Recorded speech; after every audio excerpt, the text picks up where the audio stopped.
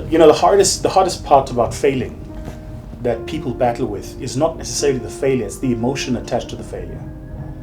Because we come from, human beings are social creatures. So that's why you live with your family. You don't live alone. That's why you live in a society and a community. That's why you go to a church. That's why you go to an office. And everywhere you go, when you get there, there are other human beings. Human beings are social creatures. And a part of being a social creature is feedback. So you have the friends you have because you like the feedback. When you make a joke, they laugh. You go to the places you go to because you like the feedback. So as human beings, we're in a constant system of feedback. When you went to school, at the end of a term, you wrote a test or an exam for feedback. The hardest part about failing is you don't like the feedback because you don't know if you failed or if the business failed, because you are the business, you're the entrepreneur. And so you have to deal with these emotions attached to failure. And then what happens is you start questioning yourself. You start asking questions like, am I really as good as I think I am? Like, am I really this good? Or has it just been my ego this whole time? And then you go back to the time when there was a guy in high school who told you you'd amount to nothing, or an ex-girlfriend or ex-boyfriend who told you that you would amount to nothing. And you go, maybe they were right. You know what's funny about human beings is if you wrote a test and you got 70%, your mind doesn't see the answers you got right. When you go through the exam paper, after you get it back from your teacher, you look for the answers you got wrong. Because that's how we're wired as human beings. So if you have had 100 people tell you you're amazing and 3 people tell you you are useless, you will always remember the 3 people. It's what's called the Imposter Syndrome. So your internal dialogue starts being framed by negative perceptions of self, by self, based on the perceptions of others. So the real problem with failure is because it supports the 3 people who told you were worth nothing, not the 97 who told you you're amazing.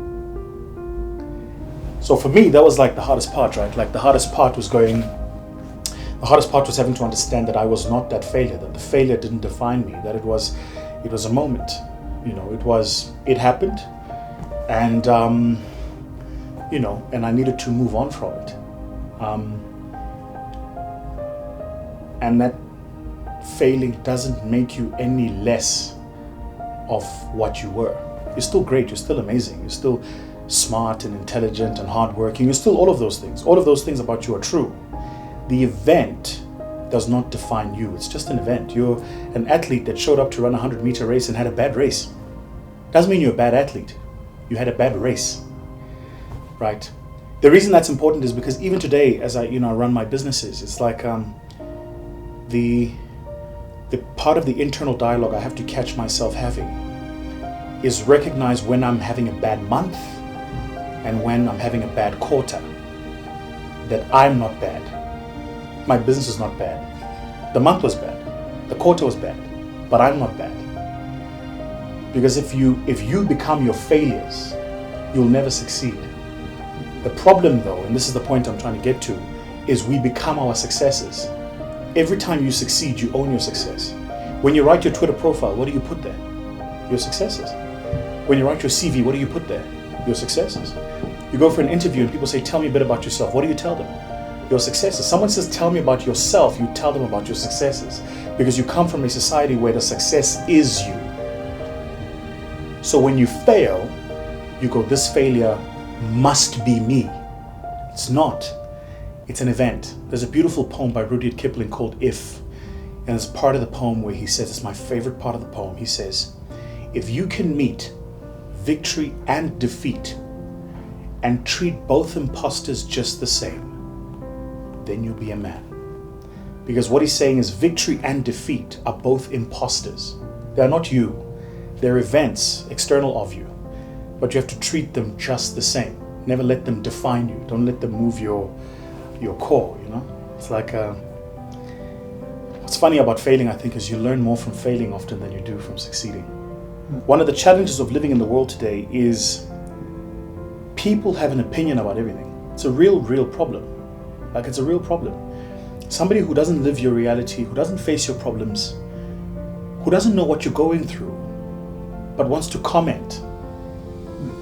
You know, I was trying to explain this to someone. I was like, if you were absent in my struggle, please don't be present in my success, but also don't be present in my failure. I get annoyed, upset. Be upset. So we live in this era today where people lack context. So Tandanani starts a business and the business fails. People don't go, why did it fail? What happened? They just go, Jelengati is a failure, right?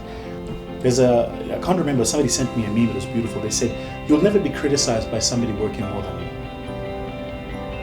So, and that's a point I think to anybody watching this video. Before you leave a comment, just ask yourself, are you working more than me? Because anybody can leave a comment. It's easy. You have an internet connection, you watch a video, you go and you comment, this guy talks too much. Okay, but are you working? And, you know, at the end of it all, when they tally the work I've put in, the work you've put in, who's going to put in more work? For me, that's what's important. What's important is, did you put in the work? Did you do the hours? Did you give it the best you could? That's the stuff that matters. And so, even if your business is failing, I'm telling you now as an entrepreneur, the question you must be asking yourself is, am I putting in the work? Not is the outcome right? Because the outcome is determined by the world. Are you putting in the work? Are you doing the best you can? Are you the first person in, last person out? Are you being meticulous and methodical in your approach? If you do that and you give it the best you've got, then even if you lose, you don't fail. You lose, but you don't fail. Because you put in the best amount of effort that you could. Then you can look yourself in the mirror and say, I gave it my best shot. You know, it's a bit like, it's like being a championship boxer, getting in the ring and getting beaten by Mike Tyson.